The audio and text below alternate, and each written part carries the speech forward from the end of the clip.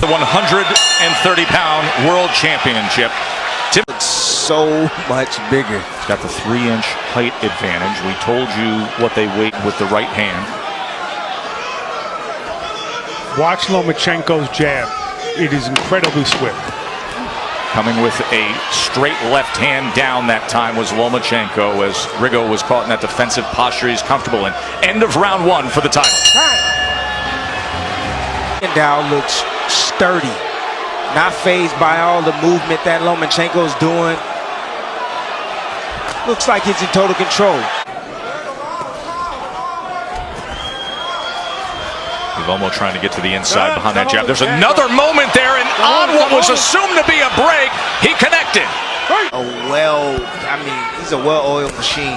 He can fight anywhere. He knows every area of the ring, inside, outside, you name it. And that has a lot to do with the footwork that came about with a unique find by his father when he was a kid. He took him away from boxing for a little bit, Mark. When he was 6'7", I would say the best footwork in boxing.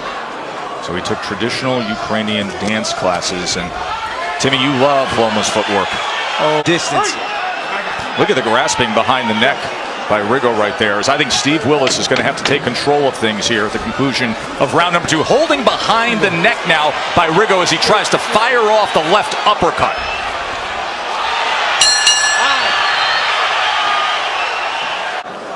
Look for the straight left hand of of Lomachenko. There are moments when you watch Lomo and you see what he's able to do with his hands at short range. Stick string, catching quarters in midair. He's trained for dexterity, both physical and mental. Oh, his facial expression, the way he's reacting. You know, there's nothing that he can do right now besides hold to keep Lomachenko off of him. Tripling up a right uppercut is the champ. Lomachenko is at his best. He doesn't look like any other fighter. He has what Pacquiao had, what Ali had. Looks like Lomachenko. He's a little bit of the best parts, the most sensational parts, the most entertaining parts of some of the all-time greats. But to your point, we haven't seen it before. With pressure, he saw how his man reacted. He dropped right in front of him, and he split his guard with the uppercut. Just the fact to throw a triple uppercut alone, that is Vasily Lomachenko. What we see. You know, it's interesting because we've talked about that for months, since the time that he accepted his fight. You can't take this fight without knowing that you're going to have to take risks, Mark. Well, I mean, Rigondeaux says that he's taken all the risks he could ever take, and nothing could... Look at this. This is moments ago. Watch him, get him in a defensive posture, know that he's got him pinned, and say, you know what, I'm just going to turn right around you in the middle of a championship fight. Lomachenko haven't even turned it up yet. Midway point. Just watch. Just watch. Angles, speed. I've never seen anybody play with Rigondeaux the way he's playing with Rigondeaux. Base, final minute of round 4, goes back to the uppercut, then switches it up with the left hand as well. Comes to the inside, gets a little work in the kitchen. Rigondeaux landed a nice short uppercut in that exchange. How about the body punch with the right hand? Now to the inside, the uppercut with the left hand as Rigo goes to the belt line. Tim, is this Rigo getting old, or is he just outclassed? Outclassed at the very moment, but there's time still left, everybody. That's why I love boxing. You always have a chance. It's just a whole lot of clinching. Rigo now inviting him forward, often trying to set traps, but not able to deliver. Timmy said, outclassed so far tonight by the champ, Vasily Lomachenko. Rigondeaux says he's seen everything. Nothing worse could be done to him that was done in Cuba. I don't think he's seen this before. What he is seeking to be, and that is the perfect fighter goal. This is such a unique relationship with Anatoly Mark. It's usually a failed experiment to create a perfect athlete in anything. Much dangerous and treacherous. is this one, strength and conditioning coach. Champion for a world title in your second pro fight, and you make that transition to the pro ranks. Guy comes in overweight, roughs you up, continued low blows.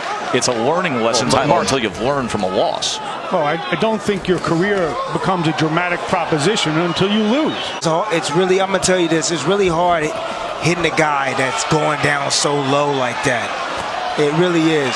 That time he turned to give an angle with the right hand. Needs to. I would throw my right hooks like he's there right there. That's what I would do. And hold it. Mary threw his punch with the most intent that we've seen tonight. Look at Lomo as he's being ridden back.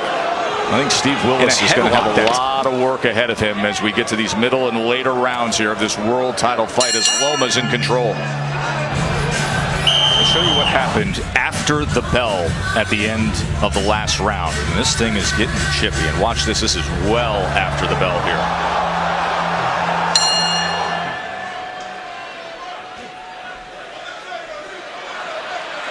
Oh, that was something that he was missing in his repertoire, you know, and I like it. I honestly like it. He's not going to allow anybody to be dirty with him.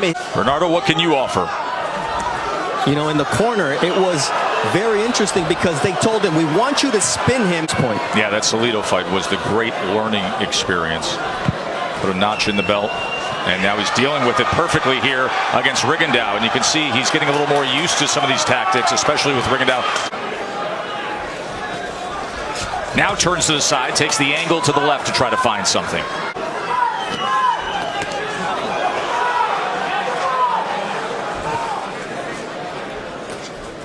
A guy who was once a hero to countrymen, and then Fidel Castro called a traitor as he deep into the autumn of his career, he is finding the most skilled fighter in the world opposite him. Another combination from Loma, and Loma once again looks over at Willis. As we come to the end of round number 6 here. Going on in the corner of Rigondeaux here in between the 6th and 7th round as they're looking at the tape. That's it. He is saying, I don't want any more. Are you kidding me? The undefeated number 7 pound-for-pound fighter is not coming out to continue against Loma. Beaten down, hopeless, without an answer, and Lomachenko has made Rigondeaux quit.